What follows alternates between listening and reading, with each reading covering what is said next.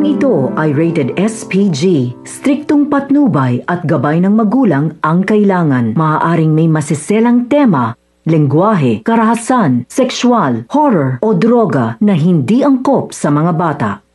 Gandang araw at eto na nga tayo sa ating pinakaabangan na tagpo sa abot kamay na pangarap. Welcome to my channel and please don't forget to like, comment, and click the bell button para lagi tayong updated sa aking mga videos. Kinabukasan sa bahay ni Giselle habang kausap niya ang kanyang papa, umiiyak ito at nagsusorry sa kanyang papa at kay Ruben dahil hindi niya natupad ang pinangako niyang maibalik ang Apex Hospital sa kanila.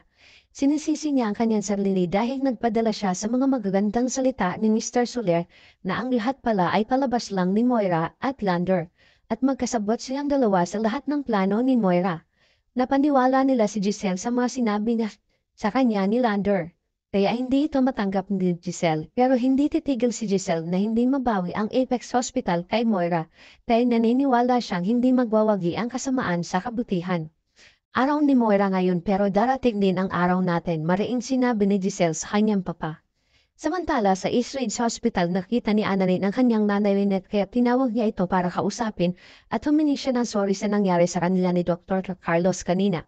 Tinanong ni Lynette si Annalyn kung bakit siya nag-walk out. Pareho kayong may sinabi hindi maganda sa isa't isa at nagsorry naman sa iyo si Doc Carlos. Ano pa ba ang gusto mo? Nahihiya kasi si Lynette kay Doc Carlos dahil sa mga sinabi ni Annalyn na huwag siya magpakasal kay Doc Carlos. Kaya nagsorry si Annalyn kay Nanay Lynette niya. At humingi na rin siya ng pasensya sa mga sinabi niya kay Doc Carlos. Tinanong ni Lynette si Annalyn kung meron ba siyang nakikita na hindi maganda kay Carlos na hindi niya alam. At kung bakit ayaw niya na magpakasal ang Nanay Lynette niya kay Carlos. Hindi na nagsalita si Annalyn at nagsorry na lang sa kanyang Nanay Lynette. At siyang pagdating naman ni Chang Susan at nakita niya ang dalawa na nag-uusap dahil tinawagan na daw siya ang gagawa ng gown ni Lynette at sobrang excited nito saka umalis na ang dalawa. Sa kabilang banda naman kausap ni Doc Ray si Robert at nakikiusap si Robert kay Doc Ray na huwag siyang magre-resign o umalis sa Apex at huwag niyang iwanan ito dahil kapag napunta ang Apex Hospital sa maling tao baka mawala na ito ng tuluyan sa kanila.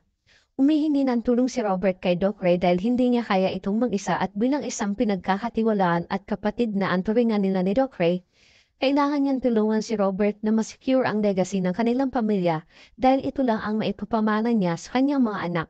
At nagbigay naman si Doc Ray ng asyurang kay Robert na hindi na siya magre-resign at tutulungan niya ito.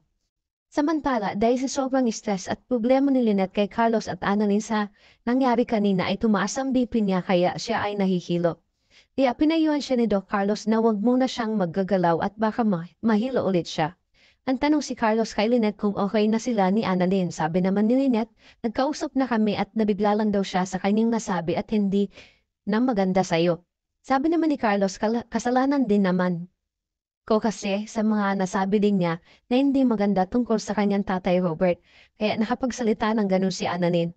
Maya-maya biglang may tumawag kay Carlos at habang kausap ni Carlos ay tumayo si Lynette at biglang natumba ito at dali-dali naman si Carlos na binuhat si Lynette at dinala sa sopa para magpahinga. Sa kabilang banda naman nagpunta si Annalyn sa bahay ng tatay Robert niya para kamustahin ang lagay nito dahil nabalitaan niya na ang nangyari na hindi na ang tatay Robert niya ang may-ari ng Apex Hospital. Sabi ni Robert kay Annalyn sa kanila pa din naman yon ni Moira dahil kasan sila. Ang problema lang ay si Moira ang may control ng Apex. Kaya naman, nag-alala si Annalyn para sa kanyang tatay, Robert. Sabi naman ng kanyang tatay Robert kay Annalyn, huwag mo isipin yon. Kami na ang bahala ng tita Giselle mo.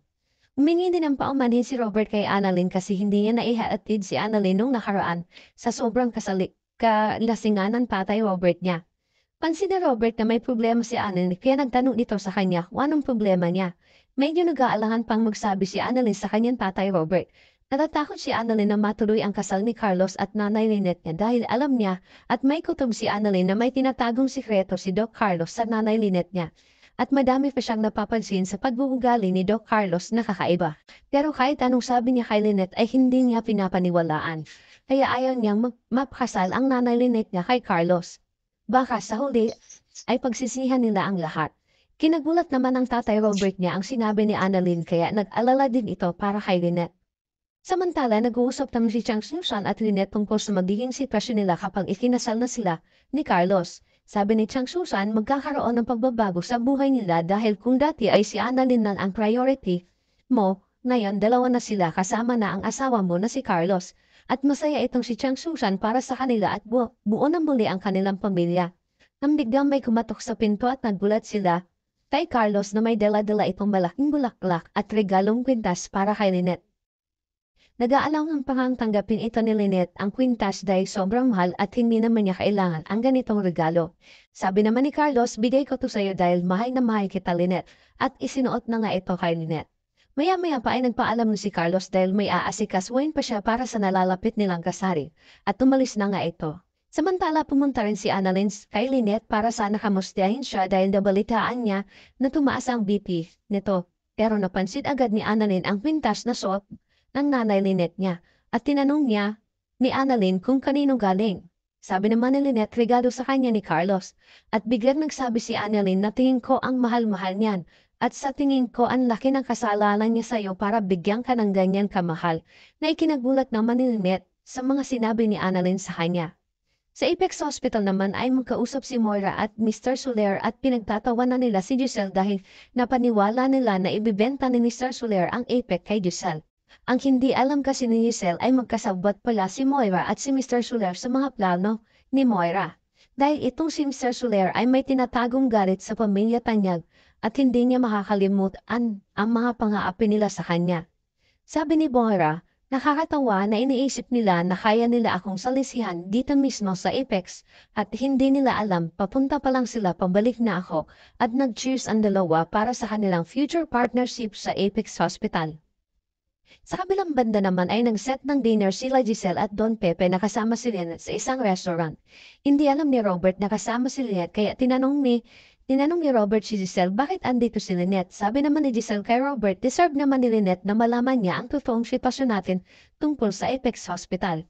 Sabi ni Robert, aalis na lang siya at nagalit si Don Pepe kay Robert, bakit? Dahil andito lang si Lynette, aalis ka?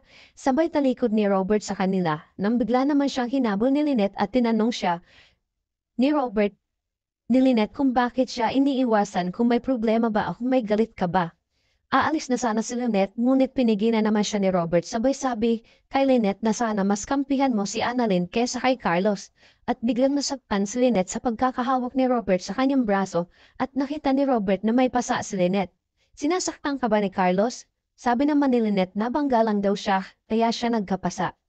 Bababawi pa kaya ni Giselle ang Apex kay Moira at Mr. Soler?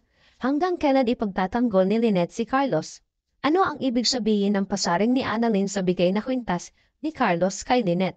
Madami pa tayong pakaabangan, mainit na tagpo dito lang sa Abot Kamay na Pangarap. Huwag bibitiw at huwag kalimutan mag-subscribe. Maraming salamat po and God bless.